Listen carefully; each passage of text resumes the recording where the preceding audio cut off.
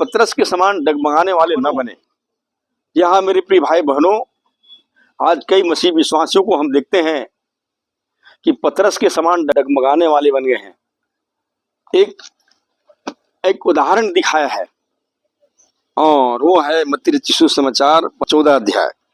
यहाँ पर हम देखते हैं कि प्रभु यीशु मसीह नाव पर बैठ करके जा रहे थे। तब दूर से लोग देखे तो पहले तो उन्होंने समझा कि कोई भूत आ रहा है, वो डर गए। प्रभु यीशु मसीह ने कहा, डरो मत, मैं हूं।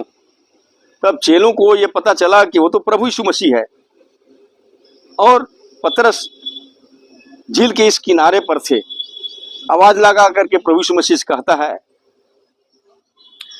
हे प्रभु, यदि तू ही है तो मुझे अपने पास पानी पर चलकर आने की आज्ञा दे। उसने कहा, आ। तब पतरस नाव पर से उतरकर यीशु के पास जाने को पानी पर चलने लगा, पर हवा को देखकर डर गया। जब डूबने लगा तो चिल्लाकर कहा, हे प्रभु, मुझे बचा। यीशु ने तुरंत हाथ बढ़ाकर उसे थाम लिया और उसे कहा, हे अल्पविश्वासी, तूने क्यों संदेह किया। प्रियो, इसी के समान आज बहुत से मसीह विश्वासियों के जीवन में देखा जाता है।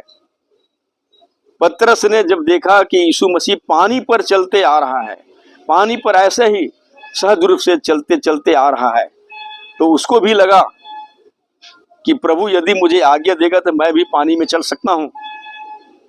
और कहा कि हे प्रभु, यदि तू मुझे आज्ञा दे पानी में चलने के लिए तो मैं भी चल सकता हूं। प्रभु यीशु मसीह ने कहा, बिल्कुल आ। और पतरस जो है इसी विश्वास के आधार पर कुछ दूर तक चले, पानी के ऊपर में चले। बड़ा विचित्र बात है, आज कोई पानी के ऊपर में चल सकता है बिना किसी सहारे के। लेकिन वहां हम देखते हैं जिस तरह से प्रभु यीशु मसीह पानी के ऊपर चलते आ रहे थे, पतरस ने कहा कि ये मेरा गुरु है, प्रभु है, यदि ये आज्ञा देगा तो मैं भी पानी पर चल सकता हूं। और प्रभु यीशु मसीह ने कहा, बिल्कुल, चले आ। और पतरस ने चलना शुरू किया। 2-4 कदम आगे बढ़ा ही था कि अचानक उसका नजर पानी की लहरों पर आ गया। पानी की लहरों को देखा और वो डर गया, इतना डर गया कि वो डूबे के तब डूबे और प्रभु यीशु मसीह को पुकारने लगा, हे प्रभु मुझे बचा, हे प्रभु मुझे बचा, मैं डूब रहा हूं। प्रियो, इसी तरह से आज बहुत से मसीह विश्वासियों के जीवन में देखा जाता है। चलते रहता है बड़ा विश्वास के साथ, जबकि वो जानता है कि प्रभु यीशु मसीह सर्वशक्तिमान है, प्रभु यीशु मसीह चंगा करने वाला है, प्रभु यीशु मसीह जीवन देने वाला है, जीवन और मृत्यु उसके हाथ में है। ये सब कुछ जानने के बाद भी मन में सताहट का भय, परिवार और समाज का भय, दुनियादारी का भय, उनके भीतर में संदेह का घर बना देता है।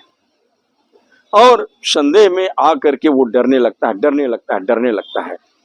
ऐसे व्यक्तियों को अल्पविश्वासी बोला गया है। और शंका करना या संदेह करना तो पाप ही है।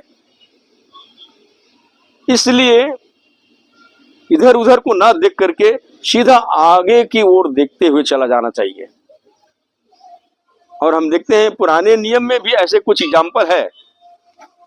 जब लूत को बोला गया कि लूत, तुम्हें जितना जल्दी हो सके इस नगर को छोड़ करके चले जाओ, और वो जा रहे थे, तब लूत की पत्नी ने पीछे मुड़ करके देखी, और बाइबल हमें बताती है, और जैसे पीछे मुड़ करके देखी और वो नमक की खंभा बन गई।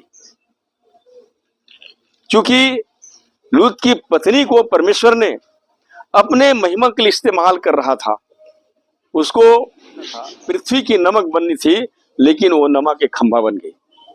जी हाँ मेरे प्रिय भाई बहनों, इसी तरह की विश्वास खोखला है। बहुत से मसीह विश्वासी पीछे मुड़ करके देखता है। प्रभु यीशु मसीह ने बताया, हल चलाने वाले हल में हाथ रख करके पीछे मुड़ करके नहीं देखता है। एक बार प्रभु यीशु मसीह के भावी चेला उसके पास में आता है और कहता है कि प्रभु, मैं तेरे साथ चलना चाहता हूं, तू जहां जहां जाएगा वहां मैं जाना चाहता हूं, लेकिन बस मेरा पिता मर गया है, मैं उसको गाड़ के आ जाऊं। एक और दूसरे भावी चेला कहता है कि प्रभु, मैं तेरे साथ चलना चाहता हूं, मैं थोड़ा सा घर से सलाह लेके आ जाऊं। पुराने नियम में हम एक ऐसे शख्स के बारे में पढ़ते हैं और वो है अब्राहम। अब्राहम को जब बुलाया परमेश्वर ने कि हे अब्राहम, तू अपनी कुटुंबियों को छोड़कर मैं जहां बताता हूं तू वहां चला जा। अब्राहम ने आनाकानी नहीं किया। अब्राहम ने अपने घर वालों से सलाह नहीं लिया और सचमुच में जिस बात की प्रतिज्ञा किया था परमेश्वर ने अब्राहम से, और वैसा ही अब्राहम ने भी परमेश्वर की आज्ञाकारिता में चलते रहे, उसकी उपस्थिति में चलते रहे और सचमुच में अब्राहम जो है प्रतिज्ञा का वारिस बन गया। और एक दूसरे जगह पे हम देखते हैं याकूब और पतरस जाल डाल रहे थे, वहां से प्रभु यीशु मसीह गुजरता है और दोनों को देख करके कहता है, तुम मेरे पीछे हो लो, मैं तुम्हें मनुष्य के पकड़ने वाले बनाऊंगा। और सचमुच में वो लोग जाल को वहीं छोड़ करके यीशु मसीह के पीछे हो लिए। आगे हम देखते हैं कि प्रभु यीशु मसीह के द्वारा वो प्रेरित कहलाया गया और प्रभु यीशु मसीह के द्वारा उन्हें अनंत जीवन से नवाजा गया। तो मेरे प्रिय भाई बहनों, पीछे मुड़ करके देखने वाले प्रभु की आशीष से वंचित हो सकते हैं, प्रभु के अनुग्रह से वंचित हो सकते हैं। इसलिए जैसे पौलुस प्रेरित कहता है, जो जो बातें पीछे रह गई है उनको छोड़कर मैं आगे की ओर बढ़ता चला जाता हूं। सचमुच में जैसे कि एक दौड़ने वाले धावक होता है, वो पीछे लौट करके नहीं देखता है, वो अपने लक्ष्य की ओर आगे बढ़ते चला जाता है और जहां निशाना है वहां तक उनका जाना उद्देश्य रहता है।